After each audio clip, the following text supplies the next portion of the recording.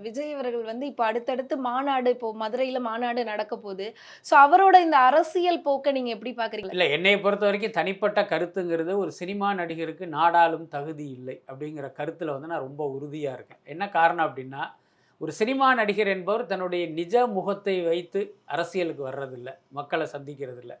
அந்த சினிமாவில் காட்டிய அந்த பொய் முகத்தையே தன்னுடைய நிஜ முகம் போல் காட்டி இவங்க வந்து அரசியலுக்கு வர்றாங்க. இப்போ உதாரணத்துக்கு விஜய் அரசியலுக்கு வராருன்னா, விஜய் பின்னால இத்தனை லட்சம் மக்கள் திரண்டிருக்காங்க அப்படின்னா, அதில பல பேர் எப்படி வந்தாங்கன்னா, இவர் திரையில் நடித்த அந்த கதாபாத்திரத்த உண்மைன்னு நெனச்சு, இவர் பின்னால திரண்ட கூட்டம் தான். அப்ப விஜய் என்ன செஞ்சிருக்கணும் அப்படின்னா, முதல்ல ஒரு இத தெளிவுபடுத்தியிருக்கணும். இது வந்து என்னுடைய பொய்முகம். இது வந்து என்னுடைய கதாபாத்திரம். இது நான் கிடையாது.